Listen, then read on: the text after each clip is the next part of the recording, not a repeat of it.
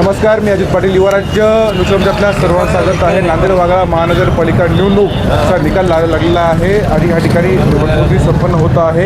या ठिकाणी सकाळी 10 वाजल्यापासून मतमोजणी सुरू झालेली आहे. आतापर्यंत टपाल मोजणी झालेली आहे. टपाल मोजणीमध्ये या ठिकाणी प्रत्येक प्रभागामधून बघितलं गेलं तर आमोषपणे BJP पुढे असलेले पाहिजे पुढे काँग्रेस सर्व पक्ष या ठिकाणी वेगळ्या प्रभागामध्ये वेगवेगळे निकाल पाहायसमोर पाहायचं. या ठिकाणी आपल्या पाठी बघू शकतो. या ठिकाणी संपूर्ण मतदार जे उमेदवारांचे प्रतिनिधी असतील, कार्यकर्ते असतील आणि या ठिकाणी मतदार आहेत ते या ठिकाणी मतदान केंद्राच्या बाहेर मोठ्या प्रमाणावर रांगा करून असतील पाहायला भेटतोय. या ठिकाणी सकाळी 8 वाजल्यापासून लोकांच्या रांगा आहेत आपण पाहू शकतो. या ठिकाणी प्रत्येकाच्या मनामध्ये निकाल काय लागेल याची उत्सुकता लागलेली आहे.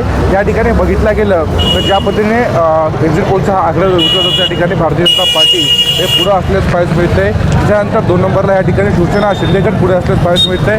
त्याच्यानंतर काँग्रेस पक्ष देखील या ठिकाणी पुढे असल्यास पाहायला मिळतंय. या ठिकाणी राष्ट्रवादी पक्ष यावेळेस खातं खोलेल अशी अपेक्षा व्यक्त केली जात आहे. त्याच्यानंतर MIM पक्षाचं या ठिकाणी मोठ्या प्रमाणामध्ये कुठेतरी पुढे ते MIM पक्ष या ठिकाणी 10च्या वर आकडा क्रॉस करण्याची शक्यता वर्तवली जात आहे. एकंदरीत बघितलं गेलं त्यासोबतच अपक्ष अपराडा तिसरी आघाडी जी आहे मजप्पा या ठिकाणी 7 ते 8 जागा घेऊन विजयी होऊ शक्यता आहे. आपल्याशी बोलण्याचे काही कार्यकर्ते पदाधिकारी त्याला काय सांगाल, काय वाटतं तुम्हाला, कसं आहे निकाल? निकाल तर अजून काही नाही सर, अजून थोडा वेळ आहे. नेते आले म्हणत आहे आपले प्रशासन, अजून वेळ आहे असं. तुम्ही सगळे किती वाजता बसून आलात?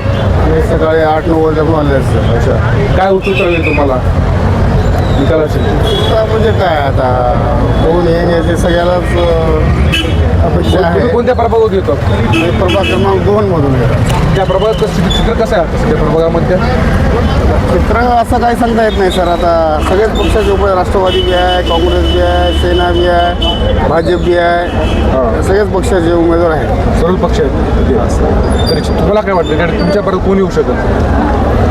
सर अजून काही सांगू शकत नाही.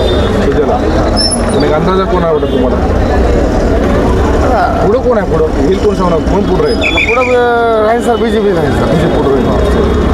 तुमच्या बरोबर माणिक देशमुखचं वातावरण बरोबर दिसतं, काय वाटतं? असं काही सांगू शकत नाही. या ठिकाणी सर होते, त्यासोबतच काही पदाधिकारी आहेत. या ठिकाणी प्रत्येक प्रभागामधून चित्र बघितलं गेलं तर वेगळे प्रभागामध्ये चित्र आहे. या ठिकाणी प्रत्येकांची उत्सुकता आता पडायला लागलेली आहे. दुपारी साधारणपणे 2 वाजेपर्यंत निकाल हे हाती येण्याची शक्यता आहे. 2 वाजेपर्यंत साधारण 2 वाजेपर्यंत निकाल पूर्णपणे लागेल अशी अपेक्षा व्यक्त केली जात आहे.